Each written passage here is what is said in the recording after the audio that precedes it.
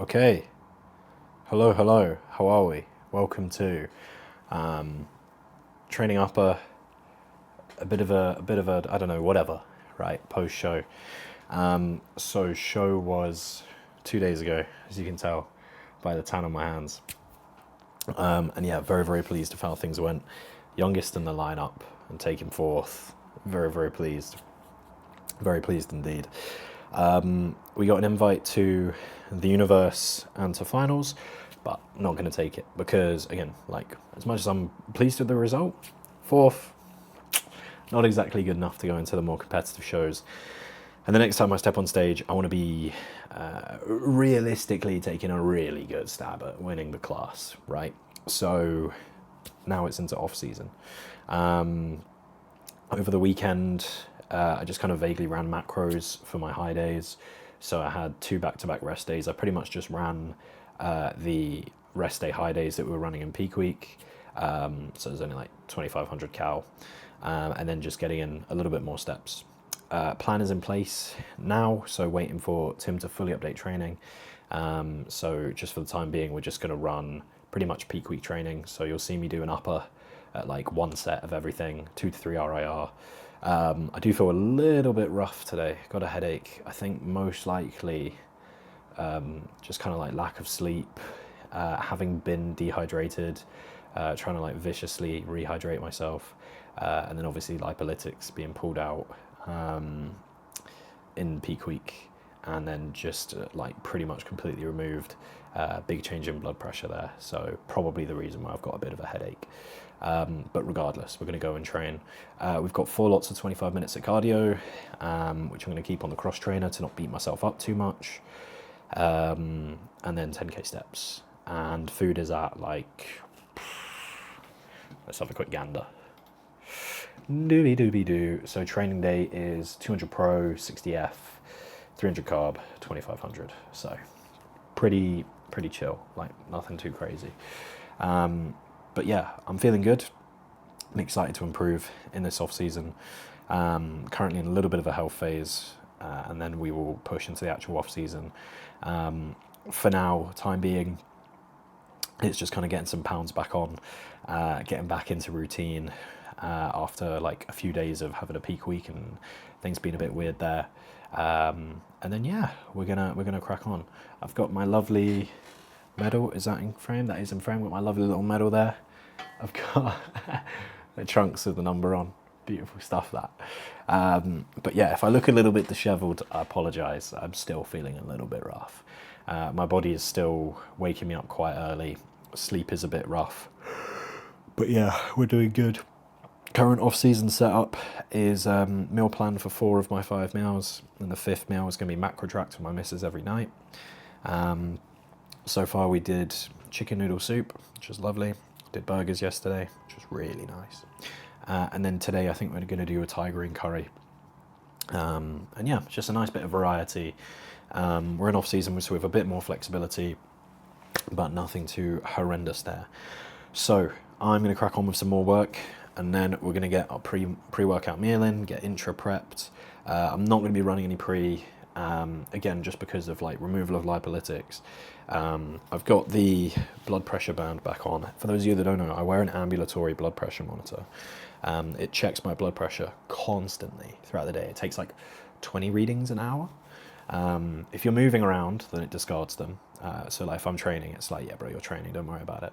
But like when I'm sat, standing, talking, walking, it measures all that stuff. You can even wear it while you're asleep. It's a really nice way of like, if you get like me a bit apprehensive about whenever you take blood pressure, if you get a bit of like white coat syndrome, where whenever you kind of put on that cuff, you start to like, stress. It's a really nice way of kind of mitigating that, because you don't think about it, you just wear it and it just constantly measures things, so you get a really good accurate reading. And I know what you're thinking, oh, but you wear it on your wrist, that's not very accurate. So what you do is minimum twice a month, but you can do it more. You wear the cuff, and it will take multiple readings. It takes quite a while because again, it's like it will look at all of it. It will do like 5 in a row. It will get you to relax. It will make sure that you're actually relaxed. It will try and like remove as much white coat syndrome as possible. And then you do just the cuff on its own, and you do the cuff and the band, and then they sync. And then basically it sets a baseline of like, okay, so your blood pressure was this, and then based on changes in blood pressure with the wrist, it will give you an idea of what blood pressure is. So it's pretty damn accurate. It's accurate to within like 5 points on systolic and diastolic, which is pretty fucking impressive. The band is 200 quid and it's 80 pounds a year to keep, but hey, we're talking about, you know, managing probably one of the most important health metrics of all time. Also does resting heart rate. Yeah, the Apple Watch does resting heart rate, but I trust this guy way more. And the charge lasts like 2 days. It's great.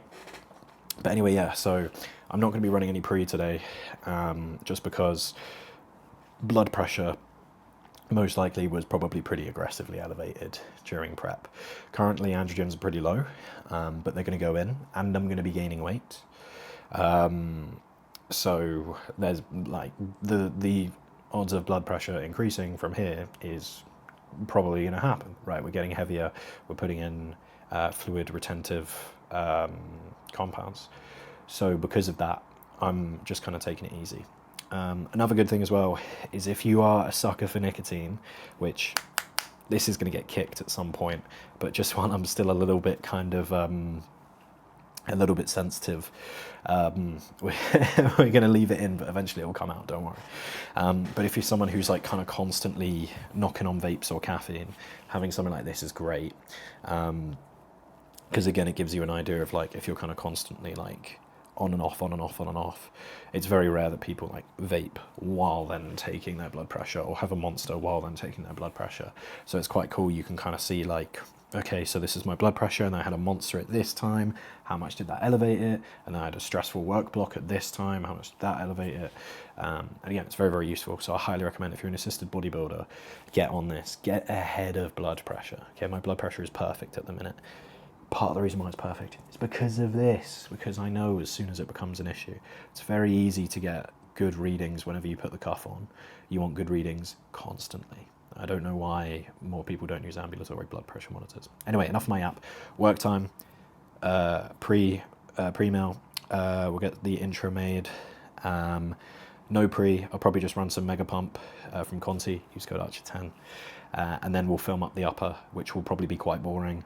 I'll give some advice here and there, and then we will go from there. It's probably going to be quite a chill video because I do feel quite rough.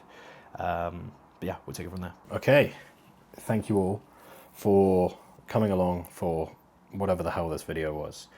I've had, so since I trained, intro got finished off, which was 20 grams of EAAs from Conti Sports, use code Archer10, save yourself some cash. And then 15 grams of Carb Drive, which is Costadextrin, again, Conti Sports Archer10, you know the drill. So we got that polished off, and then got 25 minutes of cardio done. Came home, had meal 3, which was 45 whey, 75 cream of rice, and 100 berries. Although, to be honest, I think I'm going to swap that for beef and potato, because I was actually not really wanting sweet when I was driving back, so probably swap that for beef and potato. Especially because the meal after is cream of rice. So I got cream of rice again in 30 minutes.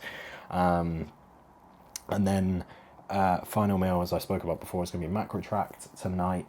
I'm going to make a Thai green curry, so me and the missus will be having that, which is very exciting. Tomorrow I'm thinking fajitas. But yeah, I've definitely found so far the idea of macro tracking a final meal pretty much kind of completely negates the idea of having an untracked meal, because it's like every single night you've got the opportunity to have something that you want. So I don't really ever feel like there's other stuff that I want. Even then, it's like I wouldn't mind just kind of like having the same meal, you know, every single day, the same meal, whatever. God, I'm still a bit preppy.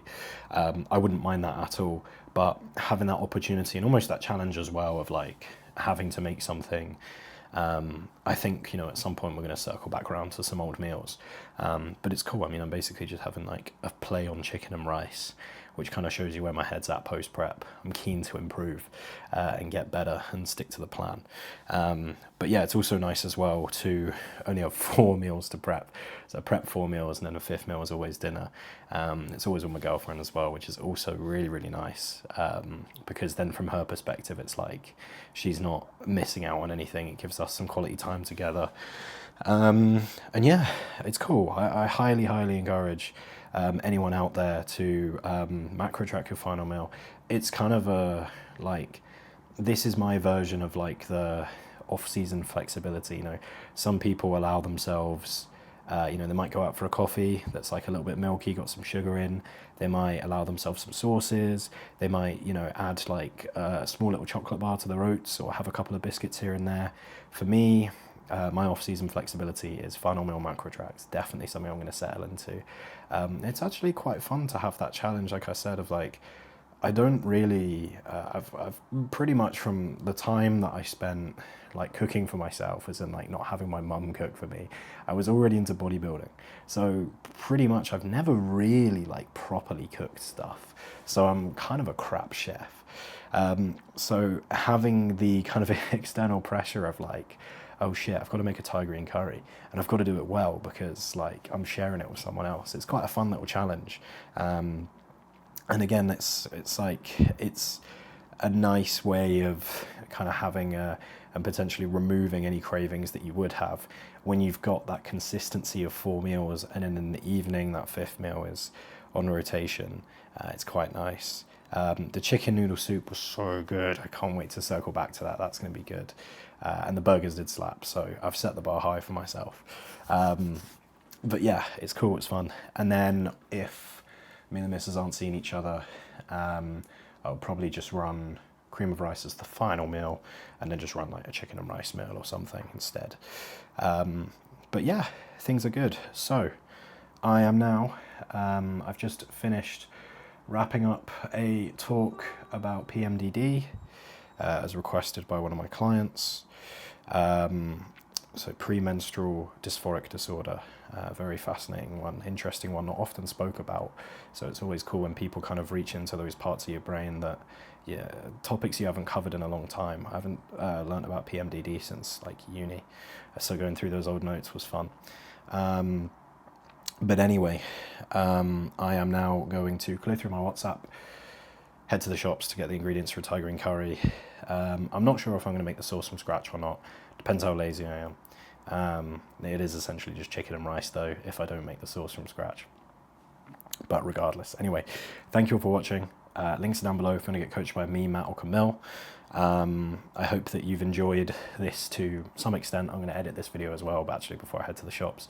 And yeah, thank you all for coming along. Goal is to keep up more of these videos as we move through off season. Me and Matt will get some videos together. By the time you see this, the show day video should be up and running as well, so that'll be cool.